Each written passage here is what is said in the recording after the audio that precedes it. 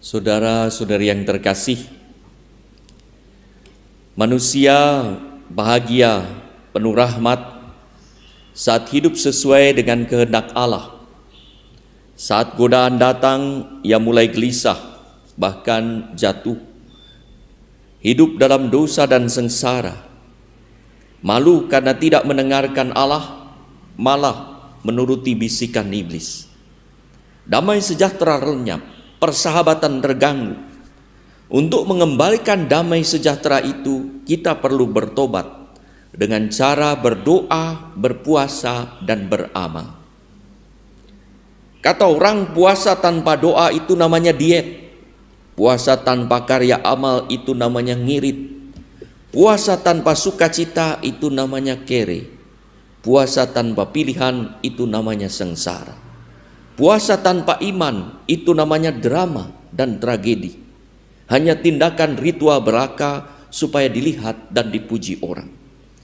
Puasa dengan doa dan amal kasih, itulah yang dikehendaki Yesus.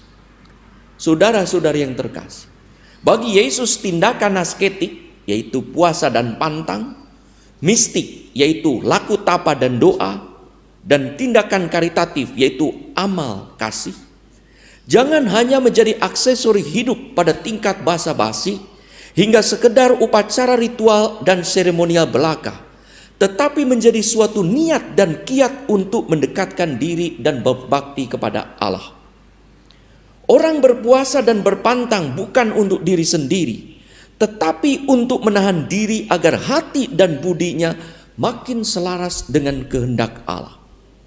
Orang yang melakukan tapa dan doa bukan untuk kesalehan pribadi, tetapi agar ia makin dekat dengan Bapa di surga hingga memancarkan kasih Allah dalam perkataan dan perbuatan. Orang melakukan karya amal dan kasih bukan untuk dipuji, tetapi memanfaatkan energi dan materinya untuk kehidupan umat dan kepentingan masyarakat. Itulah 3 nasihat Injil bagi murid Yesus agar hidup berbakti yang secara radikal menjadi 3 kaul religius. Dengan berpuasa, kita mengontrol diri agar dapat menyerahkan diri untuk hanya dibimbing oleh Roh Allah, bukan dikendalikan oleh perut.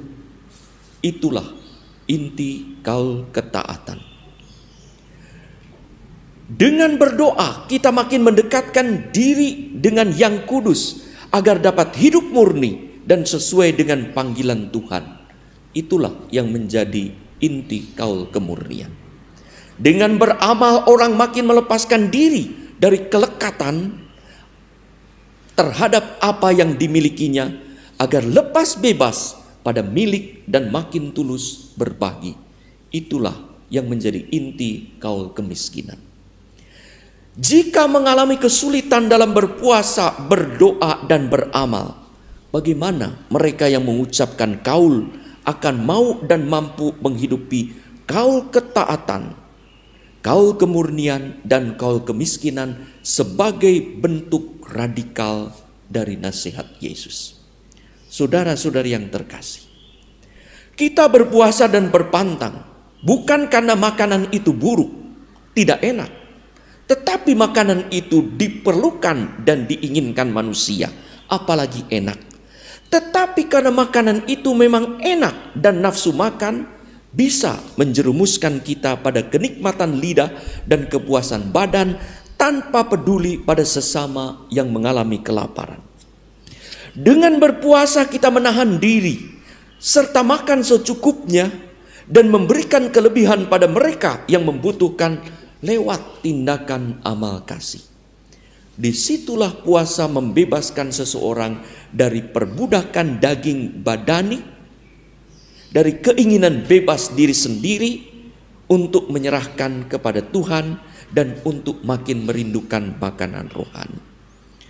Kalau menahan atau mengontrol diri untuk makan berlebihan saja tidak bisa, apakah kita bisa dijamin bahwa kita akan mampu dan mau mengontrol diri dari nafsu yang lebih dahsyat dan mencelakakan?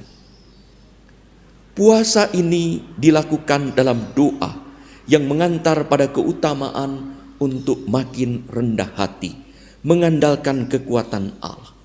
Tak ada seorang pun dalam dapat berdoa dengan baik kalau ia sombong. Kalau berdoa, kita akan menjadi seperti anak kecil di hadapan Tuhan dan untuk makin rendah hati.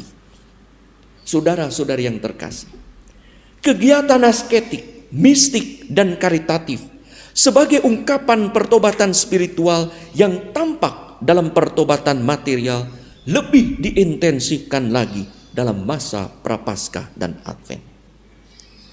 Akan tetapi, pertobatan itu dilakukan setiap hari, bahkan setiap saat. Buah nyata dari pertobatan adalah waktu dan kesungguhan dalam berdoa serta merayakan sakramen bertambah, pengendalian badan dan kontrol diri makin baik, keterlibatan dalam kegiatan umat makin bertambah, serta kepedulian untuk membantu masyarakat kian meningkat.